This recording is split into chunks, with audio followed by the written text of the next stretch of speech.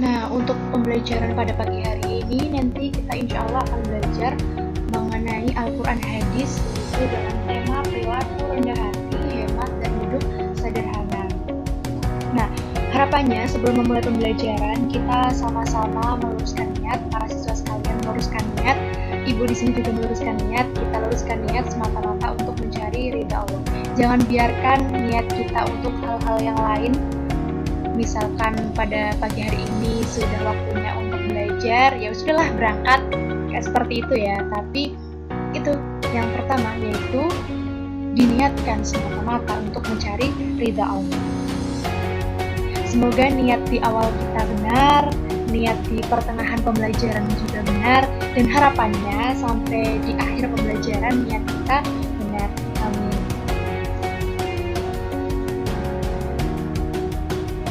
Nah, apa sih rendah hati?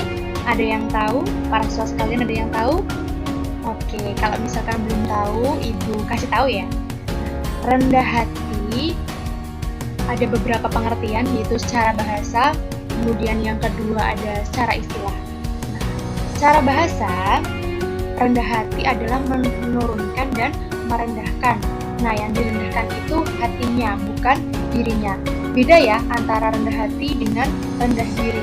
Rendah hati itu artinya kita tidak sombong terhadap kehebatan kita, terhadap kehebatan yang Allah berikan kepada kita.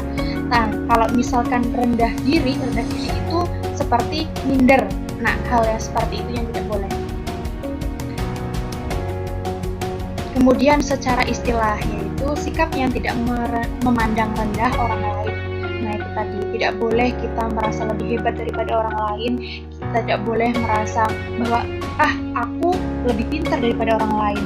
Nah, hal yang seperti itu yang tidak boleh ada dalam diri kita.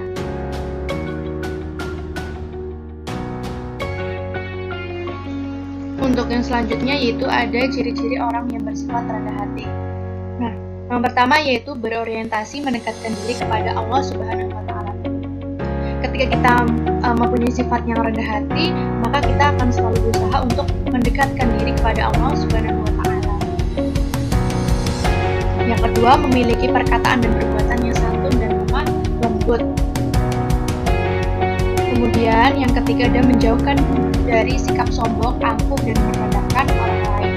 Nah, ketika kita bersifat rendah hati, itu tadi ketika kita mempunyai kelebihan yang Allah berikan kepada kita, ketika Allah memberikan kelebihan berupa kepintaran kepada kita tidak boleh bersikap sombong kepada orang lain. Sikap sombong, angkuh, dan apalagi merendahkan orang lain. Kemudian yang selanjutnya yaitu ada ayat Al-Quran tentang rendah hati. Itu Al-Quran surat Al-Furqan ayat 63. Yuk kita sama-sama baca surat Al-Furqan ayat 63. Para siswa sekalian udah siap? Ya, wahid isnain salasa. A'udzu billahi minasyaitonir rajim. Ibadur rahmanil ladzina yamshuna 'alal ardi haunan wa idza khatabahumul jahiluna qalu salama.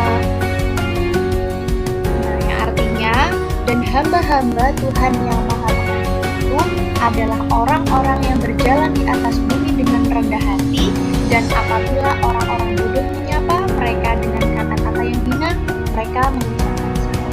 Nah, dalam Al-Quran surah Al-Furqan sendiri sudah dijelaskan oleh Allah ketika orang yang memiliki sifat rendah hati, apabila ada orang bodoh menyapa mereka dengan kata-kata yang hina, kita harus bisa mengucapkan salam, membalasnya dengan baik.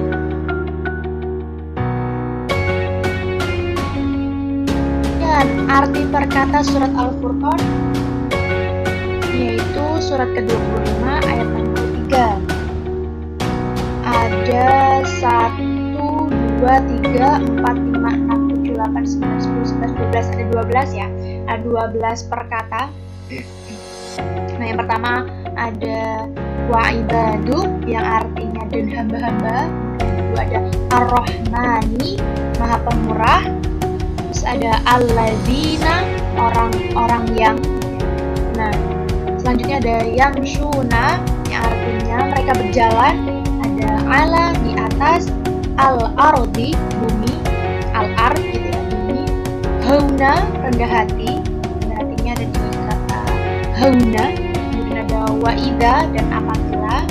Khotabahu, mengajak omong mereka, mengajak berbicara mereka. Terus ada al-jahiluna, orang-orang jahil atau orang-orang bodoh. Terus kemudian ada qalu, mereka berkata. Dan terakhir ada salam atau selamat. Nah, arti perkata ini bisa dicermati ya, bisa dipahami dulu.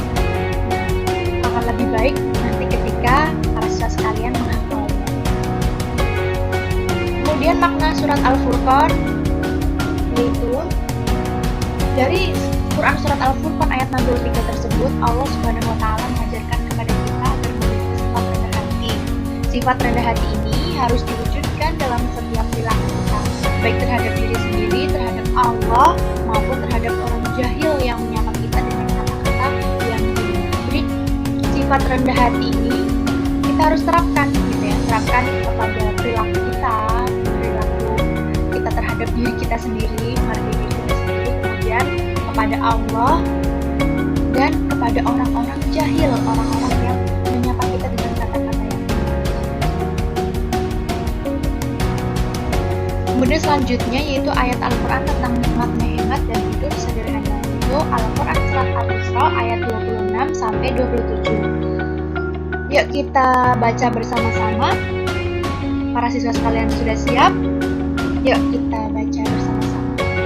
Wahid isnain salasa. A'udzu billahi minasyaitonir rajim. Wa atidal qurba haqqahu wal miskina wa banas sabili wa la tubandir tabdira. Artinya, dan berikanlah haknya kepada kerabat terdekat, juga kepada orang miskin dan orang dalam perjalanan, dan janganlah kamu menghambur-hamburkan hartamu secara boros. Kita garis bawahi di sini, yaitu tidak boleh menghambur-hamburkan harta kita secara boros. Kemudian yaitu ayat 27. Yuk kita baca bersama-sama lagi. Wahid isnain salas. A'udzu billahi minasyaitonir rajim. Innal mubazzirina kanu ikhwana syayatin wa kana syaitanu lirabbihi kafura. Yang artinya, sesungguhnya orang-orang yang pemboros itu adalah saudara setan, dan setan itu sangat ingkar kepada Tuhan. Nah, kita bisa ambil hikmahnya dari surat Al-Isra ayat 27 ya. Kita tidak boleh menghambur-hamburkan harta kita, tidak boleh berperilaku secara boros. Tidak boleh secara boros karena apa? Pemboros itu adalah saudara setan. Setan itu ingkar kepada Tuhannya. Pastinya kita nggak mau ya ketika disamakan dengan setan. Makanya para siswa sekalian, kita belajar untuk bisa hidup hemat dan hidup sederhana, gitu ya. Kemudian ada arti perkata surat Al-Isra ayat 26. Nah, ada wa'ati yang artinya dan berikanlah, da yang artinya keluarga, al-qurba yang artinya dekat atau kerabat. Kemudian ada haqqahu yang artinya haknya, wal miskina dan orang-orang miskin.